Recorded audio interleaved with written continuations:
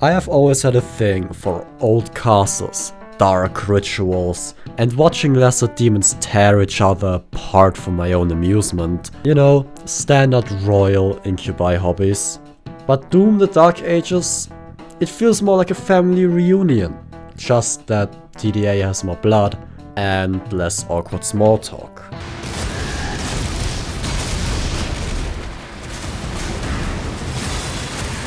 Doom the Dark Ages, or TDA for short, is as always a fun mix of a strategic and an arcade shooter, which I think works perfectly for the game.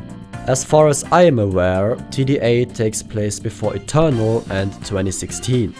TDA mixes sci-fi and medieval perfectly in my opinion and creates a very fun vibe. The story of the game is as always told through cutscenes and mainly the codex, which results in a story that can be quite hard to comprehend and get a grasp on. Just like the Slayer's muscles. Who said that? Long before Hell's invasions of both Mars and Earth, the Night Sentinels of Argent Lenore and their allies, the Maykrs, are locked in a ferocious war with the forces of Hell, who seek the heart of Argent. The Doomslayer, who has been empowered by the Maykrs, is deployed to help turn the tide in favor of humanity. However, the Slayer does not fight completely of his own free will, as his master, Greedmaker, suppresses his mind with a device called the Tether. Meanwhile, the leader of Hell's forces, Prince Ahzrak, realizes that it is not worth attempting to fight the Slayer directly and focuses his efforts on finding the heart. It is a typical MacGuffin story, which in my opinion works perfectly fine for Doom, as the story, for most players at least, is just there because you expect it to be like in porn, and not because the story is actually amazing. TDA has the typical 3D Doom feeling, which I personally really enjoy, even if you never get to play as the completely correct and canonically accurate Doomslayer.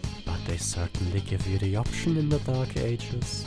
As you unlock new guns as you progress, yet also unlock upgrades to the biggest new mechanic of the game, which is the shield, which I was very on the fence about when I started playing, but it really grew on me. The perfect block isn't that difficult to achieve, and just generally blocking also, well, blocks.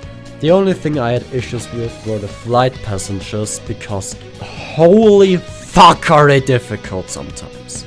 I just couldn't get the dodging right, because it's not a block and you can spot dodge when you're locked onto something, which, yeah, that's a no for me. The huge Titan battles are all basically scripted fights that don't take any skill to play. By the end of TDA, you feel like you're an unstoppable force and an immovable object.